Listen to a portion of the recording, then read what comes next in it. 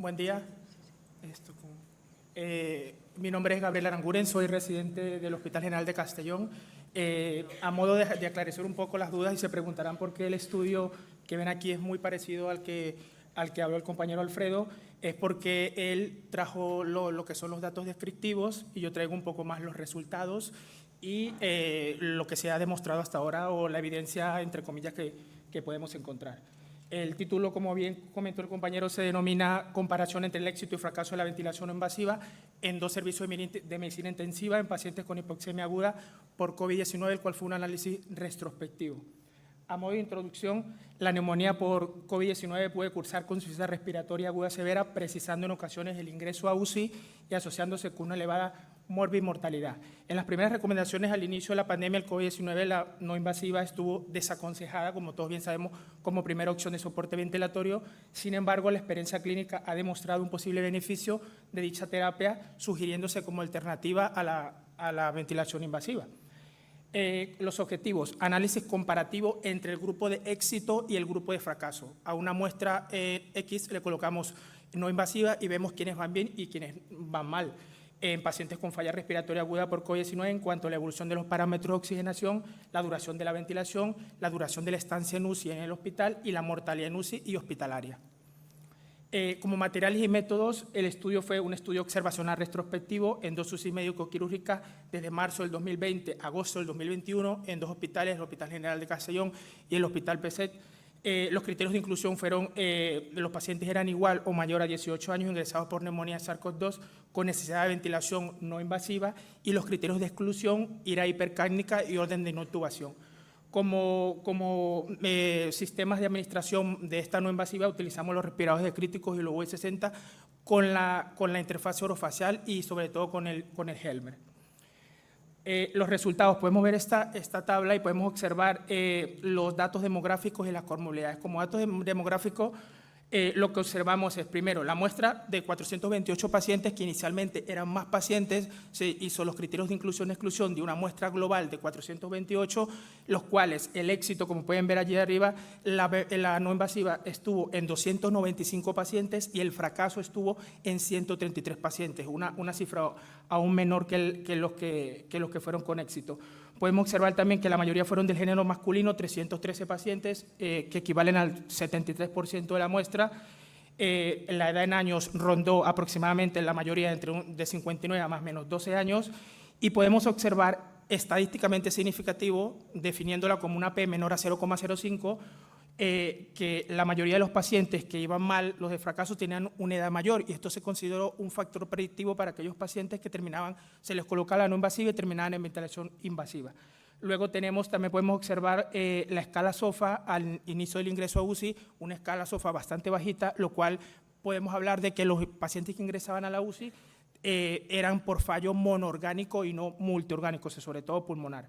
Luego, las comorbilidades: podemos ver que a la cabeza está la hipertensión arterial con aproximadamente 47% y una diabetes mellitus del 22%, sin embargo, no hubo ninguna significación estadística.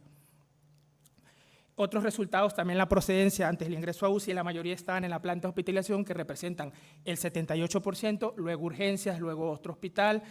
Tampoco hubo una significación estadística, es decir, aquellos pacientes iban bien o mal si estaban en la planta de hospitalización, si estaban en urgencia, si estaban en nuestro hospital, no hubo ninguna significación, mientras lo que llama la atención es que el soporte respiratorio previo a UCI, la mayoría estaban con oxigenoterapia convencional, un 63%, había una significación estadística. Sin embargo, como pueden observar, hay una P menor a 0,05, pero no nos describe hacia dónde iba esta significación estadística, si era que se les colocaba antes de entrar a la UCI un soporte de oxigenoterapia convencional o uno de CPAP y uno iba bien o otro iba peor. Sin embargo, desde el punto de vista estadístico sí había significación.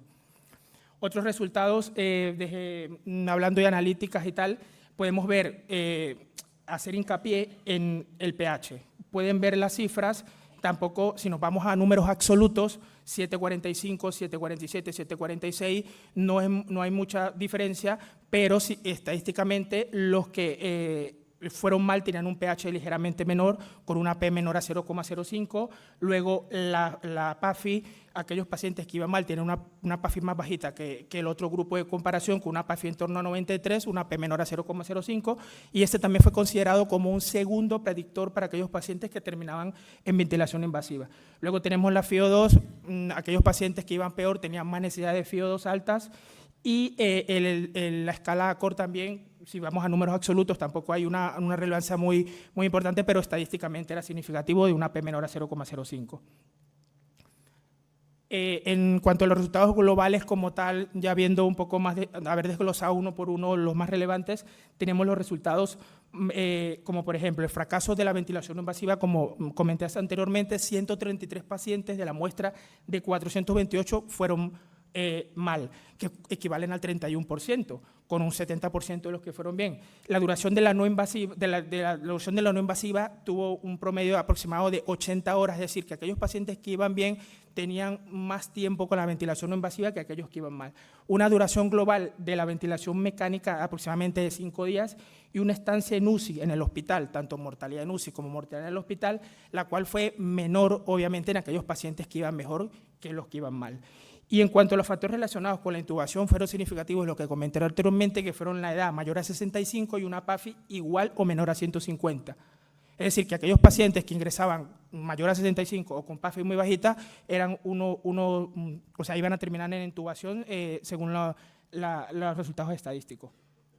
Y a modo de conclusión, como diapositiva final, en la insuficiencia respiratoria aguda por cohesión, el tratamiento con la no invasiva tuvo un éxito satisfactorio, mientras que el éxito de la no invasiva se asoció con unos mejores resultados al fracaso de la misma, y se relacionaron, como comenté anteriormente, estos dos factores predictivos para decir a aquellos pacientes iban a culminar en ventilación invasiva o no.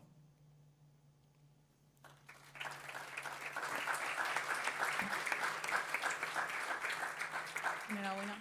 Con vuestro trabajo nos habéis confirmado que la ventilación mecánica no invasiva fue y es una estrategia ideal para el manejo de la insuficiencia respiratoria, bien porque disminuye tanto los efectos de la intubación como todo lo asociado a la sedorelajación.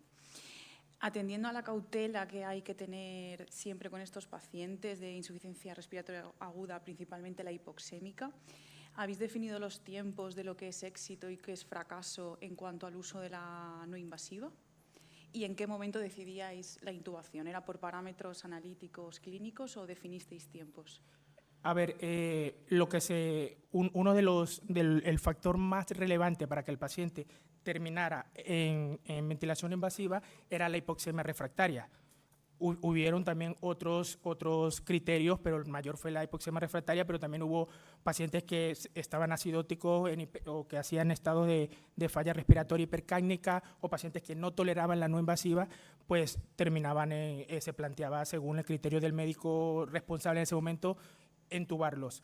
Y lo que pregunta es que cuando se retiraba la no invasiva y se considera éxito, bueno, aquellos pacientes que, como se colocaban el modo en soporte sobre PIC, y más o menos cuando tenían un soporte en torno a 8 con una PI bajita en torno a 5 y el paciente estaba clínicamente mejor, pues se decidía empezar a retirar la no invasiva y se consideraba éxito. ¿Alguna pregunta en sala? Muchas gracias. Gracias.